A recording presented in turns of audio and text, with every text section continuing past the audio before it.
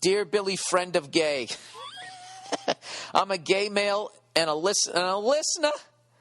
Most of the issues that come up in everyday life pertaining to the gay community are overblown. I came out in the early 90s. I was a bit more emotional and defensive about things back then because the climate was very aggressive towards gays. The truth is, we have come a really, really long way. It doesn't mean that the prejudice is gone, but it's a place where the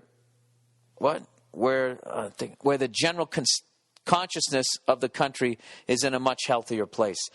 Last week, Rita asked which you'd have, a daughter or a gay son.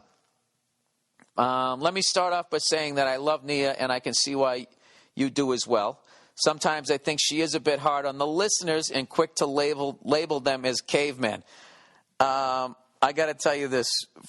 For you and everybody else who thinks she's too harsh on you guys, just know this. She's not talking to you guys. All right? She's talking to me. Because she knows how I am, and she knows what the fuck I say. And this is what you got to understand. She lives with me. So when I shut the mic off or whatever, when I come home from a comedy club, she hears the shit that I say. And I'm just like you guys. I say all kinds of shit that I've actually had a real job. I'd have to issue some sort of fucking apology. You know what I mean? Because I'm a human being. And I'm a moron. So what she does is she thinks she knows all the shit that I say. Most of which ends up going to the stage. I usually end up taking to the stage because she gets so mad at me. And you know what one of them was? This is actually a great story. Sorry, guys. I'm fucking in this high altitude, and I just worked out, and I keep getting fucking dry mouth here. I know it's disgusting to listen to me drink here. I'm sorry. All right, here's a classic one. That bit I did about Rihanna, about saying, I'm not condoning what the guy did and blah blah blah blah, but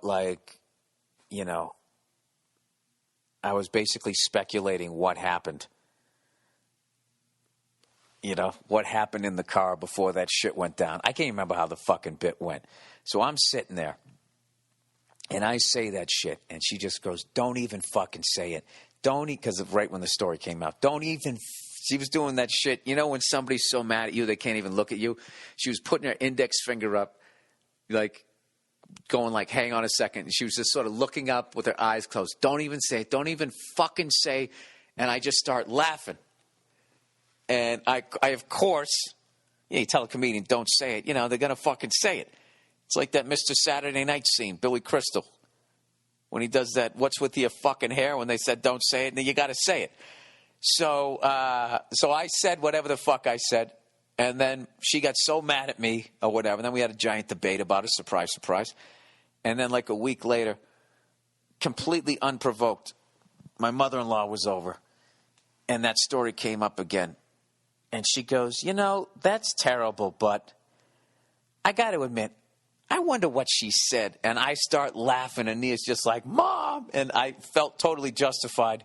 And whatever, that ended up being that bit or whatever. So, getting back to what you're saying, she's not calling the listeners cavemen. So don't label them as cavemen. She's really talking to me. Because she thinks I'm a moron.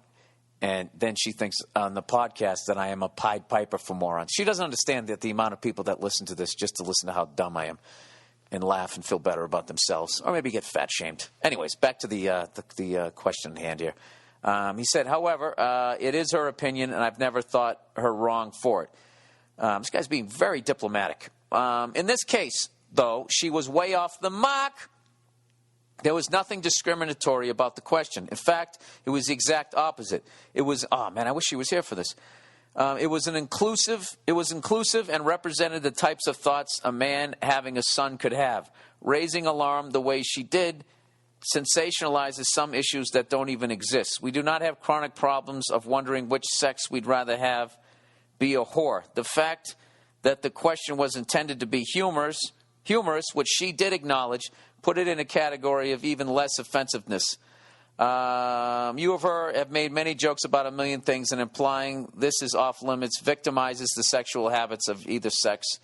Her intent was righteous, but it's this irresponsible alarming of any issue that makes it harder for a gay boy to be thought of equally, and also makes it harder for a straight person to become comfortable with issues pertaining to sexual orientation. P.S. You look better with a beard.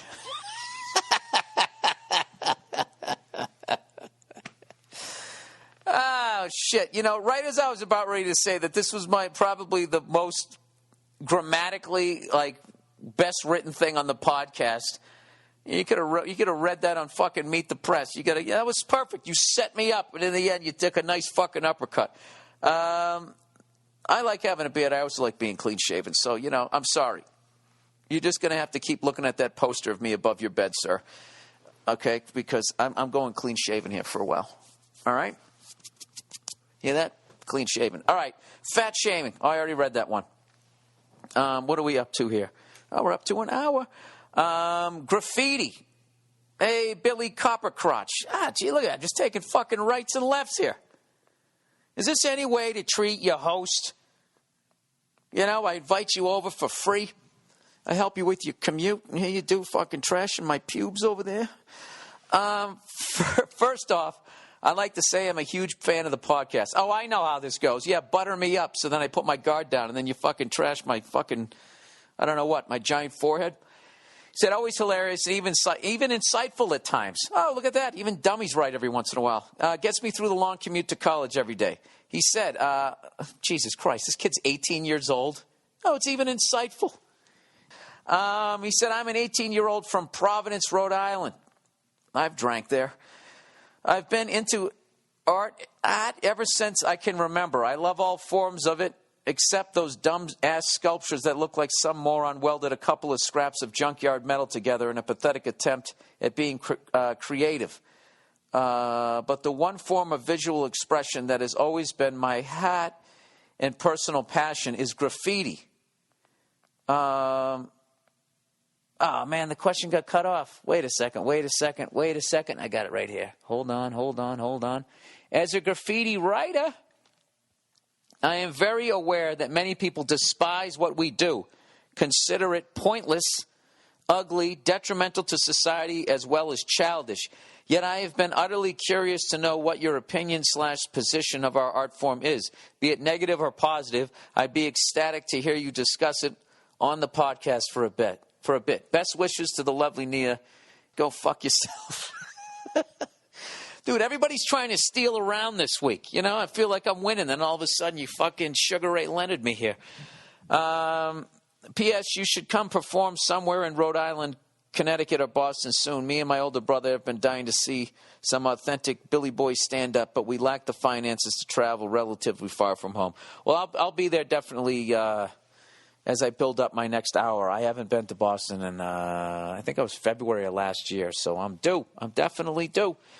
All right, so what is my opinion on it? I definitely think it's an art form. I definitely, like any art form, there's some I like more than others. My only complaint is the canvas that you guys use. I respect the ability to, some of the, like someone who actually makes like a painting or something like that is incredible. Just sitting there tagging and writing your name. Then it comes down to how visually, I guess, stimulating it is. But my thing is what kills a lot of it is if you actually spray paint on something that I was already appreciating.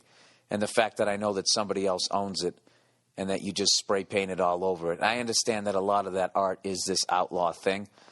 I don't give a fuck. Those metal things that they pull down over the doors, those are ugly to look at. So when graffiti artists spray painted them, I thought that those looked better. However, if you come up like where I live, there's these guys, I don't know, this fucking Armenian gang, and they tag shit all the fucking time. And it stinks. It's just black spray paint, and they just spray their fucking thing. It's really dumb. They write danger in one of their things, which is really stupid. And I've told you before that I think Armenians and Russians are the pit bulls of human. Like I would not fuck with either one of them on any goddamn level. However, I will sit there in the safety of this hotel room in the middle of Utah, surrounded by Mormons, and say that that's kind of fucking lame. to write danger. It's just stupid now. I'm baiting them to do something dangerous. But, yeah, I don't know. I would say it I've seen documentaries on, graffiti artists, and I definitely have an appreciation for it. But I'm happy that they're off the subway trains in New York. I always hated that shit. Then they started scratching up the seats and shit. And it's just like, isn't it awful enough that these things are going to be filthy because so many people are in here? Do you have to fucking ruin it now by scratching up the windows and all this type of shit? And like, I don't, all that bullshit that they say, well, I guess with some inner city kids, they have this, they feel invisible, and this is their way of what? Fucking ruining property. I don't know. There's got to be a better way to do it. But I have to tell you, out in L.A., there's some amazing, amazing stuff that I have seen. So, I don't know.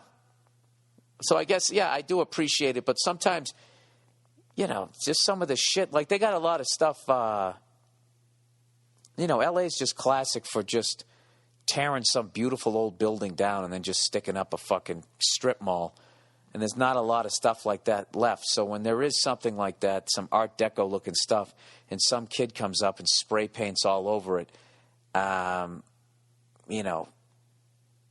don't like that. I think it's ugly. I think there was already a piece of art, and then you fucking, like, in a way, it's like you're cock blocking. You're not enhancing it or whatever. I would say that.